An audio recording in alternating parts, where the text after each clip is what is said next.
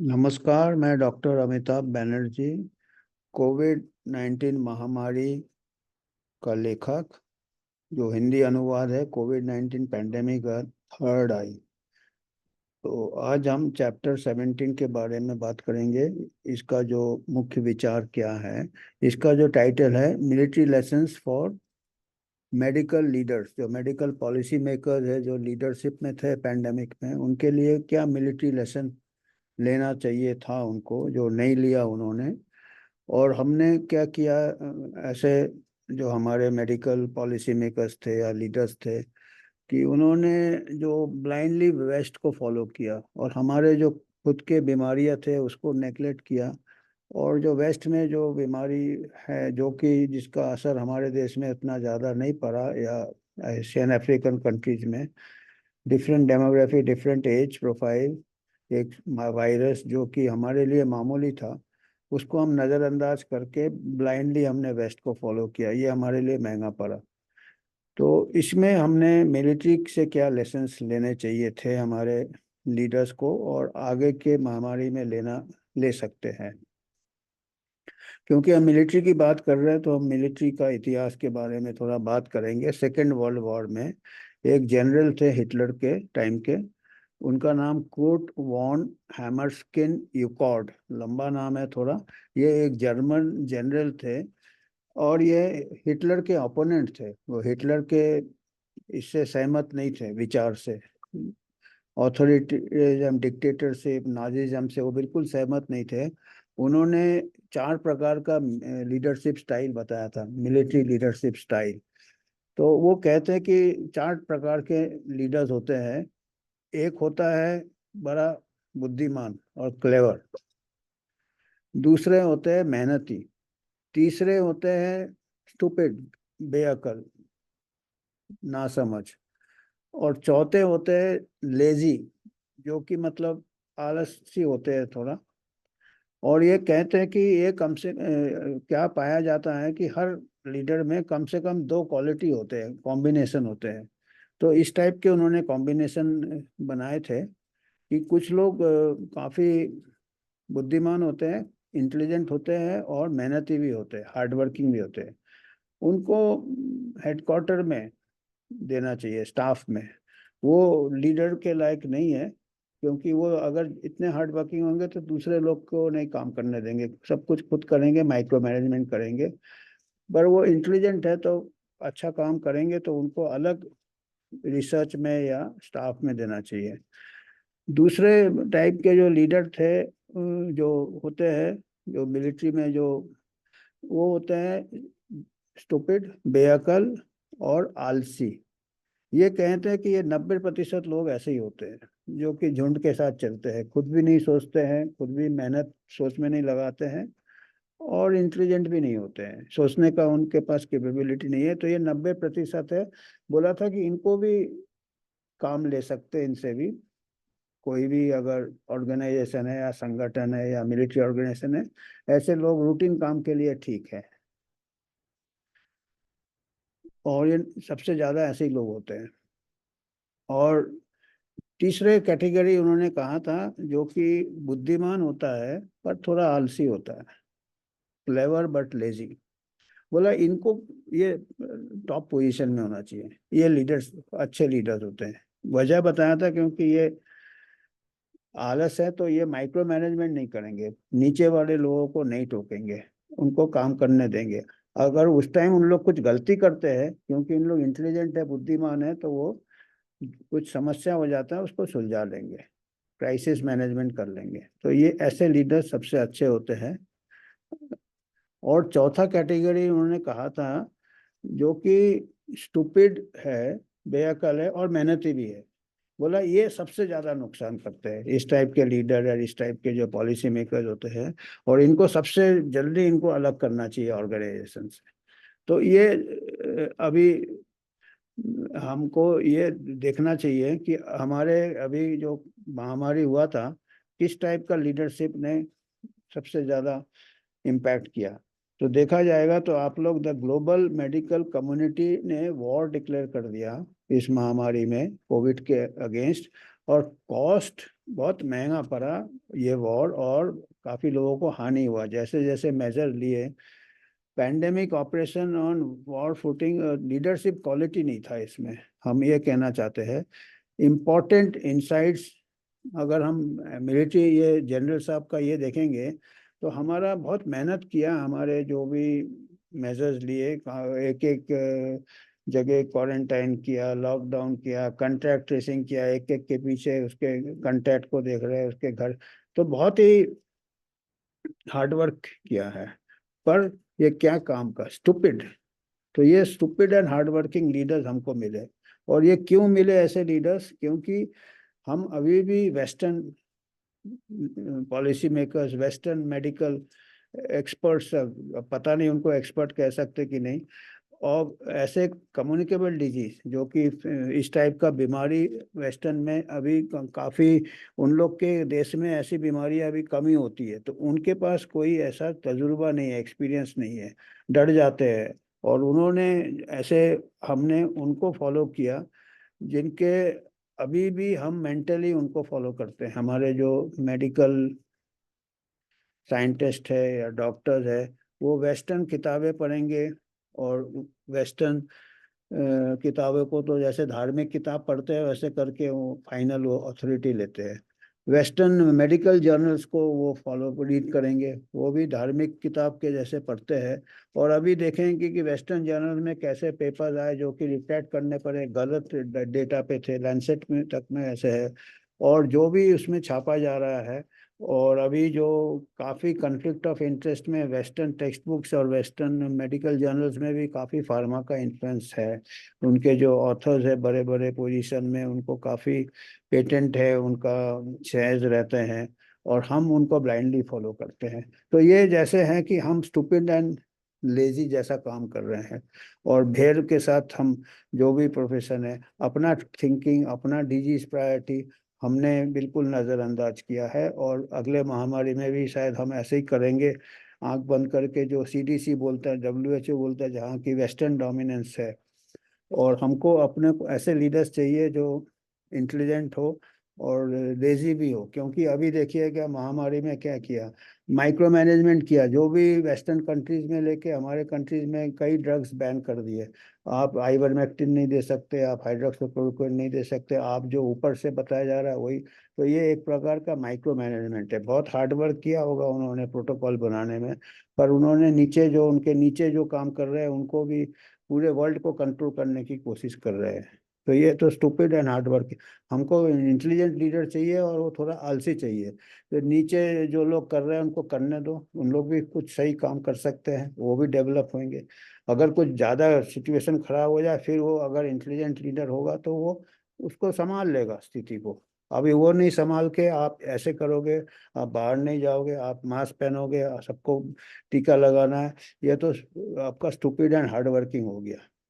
तो ये जो लीडरशिप, देखिए सेकेंड वर्ल्ड वॉर में ये जनरल कितना इसके पास दूरदृष्टि होगा कि ऐसे दुनिया में, ये थर्ड वर्ल्ड वॉर ही हो गया महामारी एक प्रकार से। जितने हिसाब से खर्चा किया, जितना नुकसान किया, जितना ये किया, लोगों को लॉकडाउन में कर दिया जैसे, और सेंसरशिप कर दिया जैसे वॉर में होता है। तो ये बिल्कुल थर्ड वर्ल्ड वॉर में, और विद पुअर लीडरशिप। और हमारे तो लीडर है ही नहीं, हम तो ब्लाइंडली फॉलो कर रहे हैं वेस्ट को। तो अभी आज़ादी का फिर क्या फायदा हुआ कि हमारी सोच ही अगर आज़ाद नहीं है तो और पैनिक हो गया। और क्या किया था, रिस्पांस क्या थे वेस्टर्न एक्सपर्ट्स का? रिस्पांस क्या था? एक छोटा सा वायरस जिसका कि सर्वाइवल रेट 99.9 है, आप अप टू 70 ईयर, 69 ईयर, 99.9 है, उसको आपने बोल दिया कि बहुत बड़ा लीथल वायरस है, इसके अगेंस्ट हम लड़ाई लड़ेंगे। अभी अगला पैंडेमिक आएगा, उसके अगेंस्ट लड़ाई लड़ेंगे। मतलब ये हमको बचपन में हम स्कूल में पढ़े थे, डॉन कियोटी और सांचो पांचा, उसकी कहानी पढ़े थे। अब वो डॉन कियोटी क्या है, आपको अगर आपने पढ़ा होगा कहानी, बचपन के इसमें है किताबों में, ये डॉन कियोटी, उसका समचा जो था सांचो पांचा, उसका साथ में पीछे पीछे जाता था। तो डॉन कियोटी किसी को भी देखता था, कोई विंड मिल देखेगा, बोलेगा ये राक्षस है, उसको अटैक करेगा। या किसी को अटैक करेगा। ऐसे छोटे छोटे चीज में वो सोचता था कि वो दुनिया को बचा रहा है, और सांचो पांजा उसके साथ साथ हाँ में हाँ मिलाता था। तो हमारे अभी ऐसा ही हो गया, हमारे जो लोग हैं वो जो वेस्टर्न डॉन कियोटी बन गए, और हमारे लोग सांचो पांचा बन गए, आंख बंद करके उसके पीछे हम भागे जा रहे हैं। तो हालांकि इसमें तो एक तो ये एक स्ट्राइक का हमारा बेसोच हमने काम किया। और गुड मिलिट्री लीडर क्या करता है, अगर अच्छा इंटेलिजेंट मिलिट्री लीडर होता है तो वो डेटा आ गया था। जॉन योनेट्स और जय भट्टाचार्य की स्टडी स्टैनफोर्ड से आ गए थे कि ये इसका बच्चों को कोई असर नहीं, यंग लोगों को कुछ असर नहीं। तो अच्छा मिलिट्री लीडर उस हिसाब से अपना प्लान करता। किसी ने बड़े पोजीशन में जो लोग थे, जो पॉलिसी मेकर्स थे हर कंट्री में, एक आध कंट्री छोड़ के जैसे स्वीडन है, सब ने मतलब स्टूपिड एंड हार्ड वर्किंग, किसी को अपना दिमाग इस्तेमाल भी नहीं किया। वेस्टर्न कंट्री से स्टार्ट हुआ, हमारे कंट्री तो उनको फॉलो कर ही रहे हैं। डॉन कियोटी और सांचो पांजा जैसे भागे जा रहे हैं और नुकसान हो रहा है।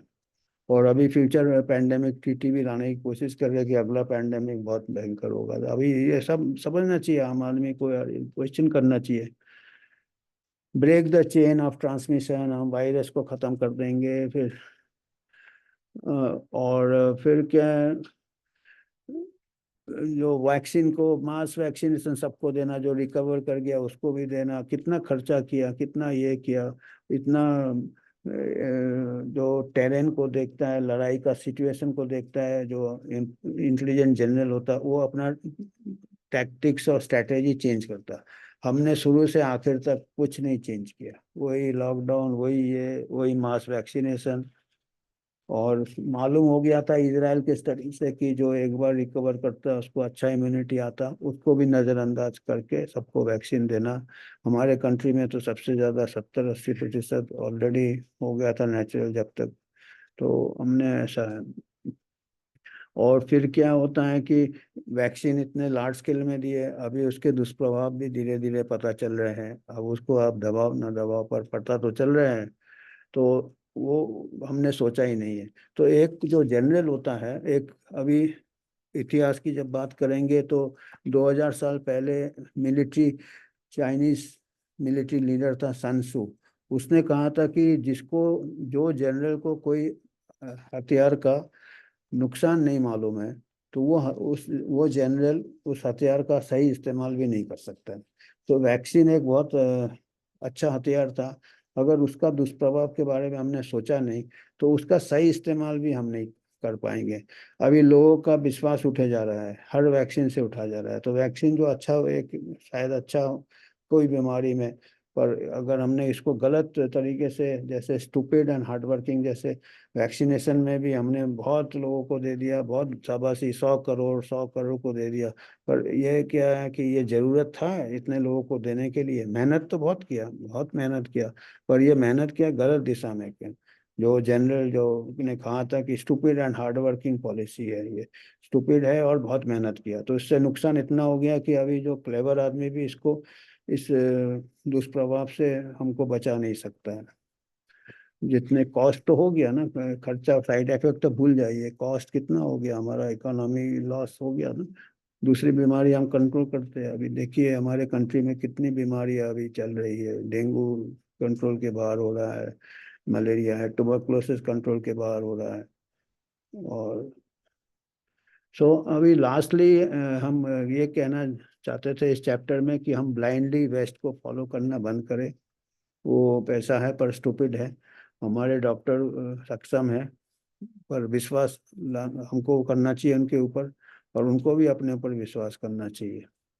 और बहुत पहले, सेकेंड 100 साल पहले, जो London school of tropical medicine के पैट्रिक मैनसन थे, बहुत बड़े रिसर्चर थे ट्रॉपिकल डिजीज में, उनका किताब भी है मेंशंस ट्रॉपिकल डिजीज।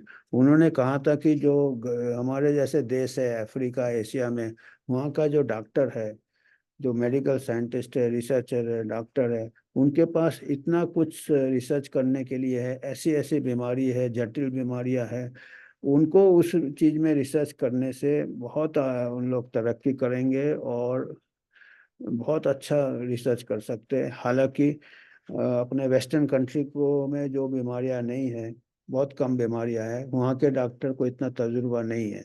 वो ब्रिटिश डॉक्टर था, उसने खुद, क्योंकि उस टाइम वो हम इंडिपेंडेंस नहीं था, तो ब्रिटिश डॉक्टर लोग इंडिया में आके नौकरी करते थे। रोनाल्ड रॉस ने भी यहीं पे मलेरिया पैरासाइट को का पूरा साइकिल कंप्लीट किया था, डिस्क्राइब किया था। तो इनके ही शायद ससुर थे ये पैट्रिक मैनसन।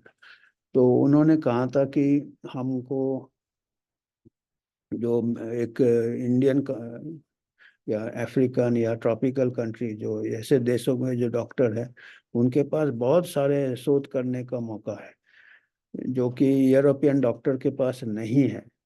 अब देखिए, अभी हम यूरोपियन डॉक्टर को आंख बंद करके फॉलो करते हैं, वेस्टर्न अमेरिकन डॉक्टर को फॉलो करते हैं, जब उनके पास मौका ही नहीं है इतने मरीज देखने का या शोध करने का।